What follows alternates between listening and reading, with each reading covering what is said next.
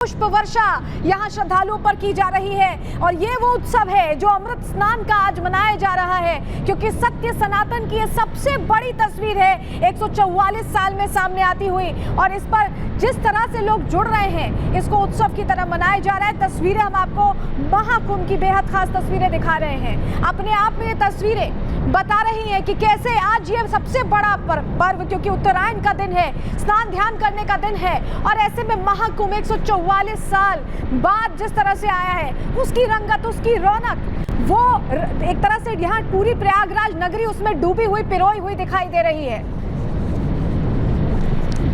लेकिन महाकुंभ से कैसे सनातनी एकजुटता का संदेश भी मुखर होकर पूरे विश्व को दिया जा रहा है, जरा ये भी समझिए। क्योंकि प्रयागराज में महाकुंभ का आज दूसरा दिन है और आज मकर संक्रांति, उत्तरायण के दिन श्रद्धालुओं की भारी भीड़ देखी जा रही है। 2.5 करोड़ श्रद्धालु अब तक स्नान ध्यान कर चुके हैं। अमृत स्नान के लिए बड़ी संख्या में लोग पहुंच रहे हैं और सभी अखाड़ों के साधु संतों ने भी स्नान किया है। 7 से 8 अखाड़ों का स्नान अब तक हो चुका है। आज करीब 2 करोड़ श्रद्धालुओं ने डुबकी लगाई और अब तो बताया जा रहा है कि आंकड़े बढ़ गए, 2.5 करोड़ तक हो गए।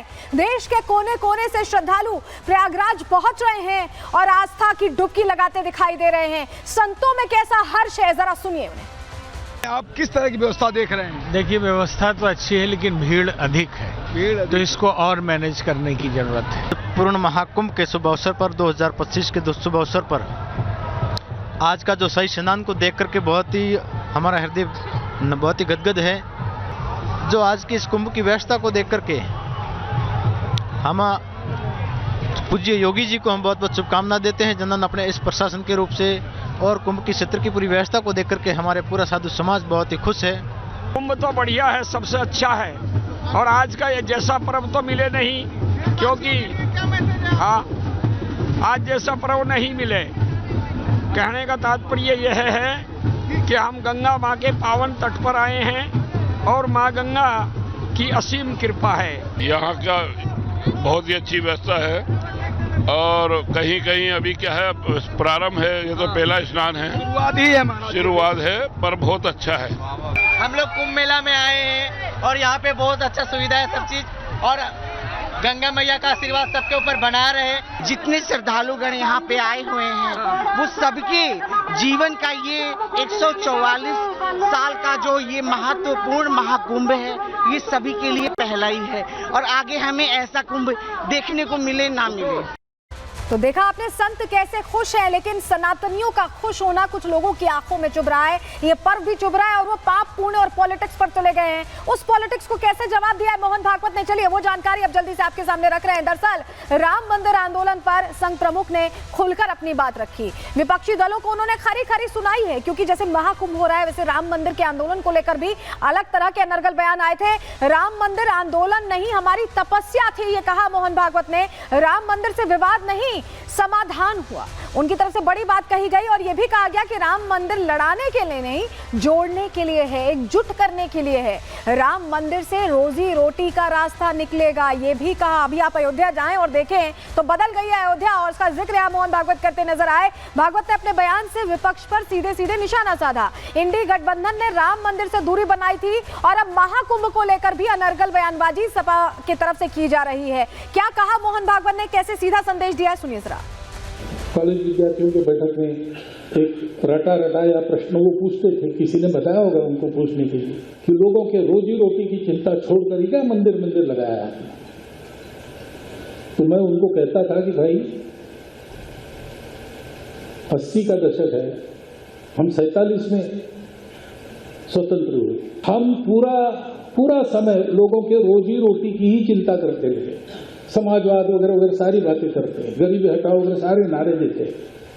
कुछ हुआ क्या? भारत की रोजी रोटी का भी रास्ता राम मंदिर के प्रवेश द्वार से जाता है, ये ध्यान रखो। बयान ऐसे मौके पर आया जब लग रहा है कि सनातनी पर्व से विपक्ष को दिक्कत है। क्यों दिक्कत है, चलिए जानकारी जल्दी से आपके सामने रखते हैं। सनातनी आयोजन से विपक्ष की परेशानी बढ़ती दिखाई दे रही, बयानबाजी कम से कम यही जाहिर कर रही है। राम मंदिर पर कई विवादित बयान यहाँ दिए गए हैं और हिंदू धर्म पर अनर्गल बयानबाजी लगातार चल रही है। राम मंदिर बनाने की तारीख पूछते थे, आपको याद होगा, कहते थे जब कहा जाता था मंदिर वही बताएंगे, तारीख नहीं बताएंगे।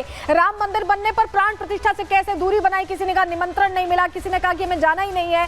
राम मंदिर पर हो रहे खर्च पर भी सवाल सवाल उठाते रहे। अब अयोध्या कैसे बदली है, वहां की छटा कैसे बदली है, ये उन्हें जाकर देखना चाहिए। मंदिर बनने से क्या रोजगार मिलेगा, ये सवाल तब भी विपक्ष ने राम मंदिर जब बन रहा था, प्राण प्रतिष्ठा की तैयारी हो रही थी, तब भी पूछा था। और महाकुंभ को लेकर भी ऐसे ही बयान दिए जा रहे हैं। ऐसे में सपा अध्यक्ष समेत कई नेता सवाल खड़े कर चुके हैं। हमने खुद आपको प्रहार में कई बयान सुनवाए हैं। अभी जो ताजा बयान है, धर्म से ज्यादा रोटी की जरूरत है, अखिलेश यादव का बयान है, और इसी बयान पर जवाब दिया है मोहन भागवत ने। क्या कहा था अखिलेश यादव ने, जरा फिर से आपको सुनवा रहे हैं। आज हम जब विवेकानंद जी को याद कर रहे हैं, हमें उम्मीद है कि उनके कही हुई बातों को हमेशा हम लोग दिल और दिमाग में रखेंगे। जहां उन्होंने कहा धर्म से ज्यादा हमें रोटी की जरूरत है देश के लोगों को, और जो गरीब हैं उनको धार्मिक बातें समझाना शायद गलत होगा आज के समय में। धर्म से ज्यादा रोटी की जरूरत बता रहे हैं अखिलेश यादव, लेकिन योगी आदित्यनाथ ने कहा था कि इकोनॉमी को बूस्ट मिलेगा, और बूस्ट मिलता भी दिखाई दे रहा है। ऐसे में साध्वी निरंजन ज्योति पूर्व केंद्रीय मंत्री भी यही कह रही है कि बौखला गई है समाजवादी पार्टी। सुनिए जरा। धर्म जरूरी है, रोटी जरूरत है, धर्म की नहीं। उनके लोगों ने कुंभ में उनके बाप की प्रतिमा क्यों लगाई है? अच्छा, वो ये भी कह रहे हैं कि गंदा है पानी कुंभ का, उनके विधायक उनके समय जो कुंभ हुआ था ना, स्नान करने नहीं आए थे। जब 2019 में योगी और मोदी जी ने स्वच्छता का अभियान चलाया, कुंभ में हुआ अर्ध कुंभ, उसमें सारे लोग स्नान करने आए। अपने आप जनता बता रही कि गंगा जल स्वच्छ है कि नहीं है। अच्छा, ये जो आयोजन है, इसमें लोग जातियों में नहीं, सनातन से जुड़कर आ रहे हैं। सनातन जाति नहीं, ये तीर्थ क्षेत्र समाज को जोड़ता है। मतलब सनातन में बटेंगे तो कटेंगे का नारा सार्थक, बिल्कुल सार्थक है।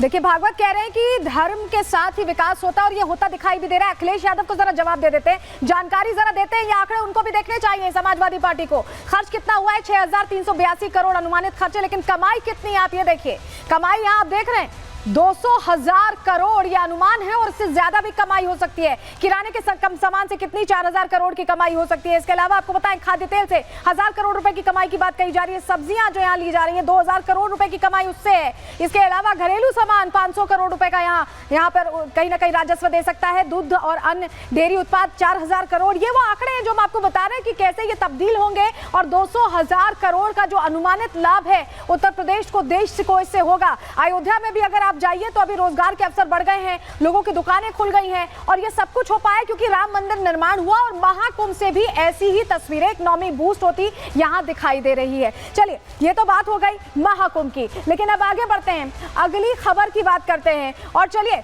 अब आपको बताते हैं कि कैसे संभल में लगातार हलचल बनी हुई है।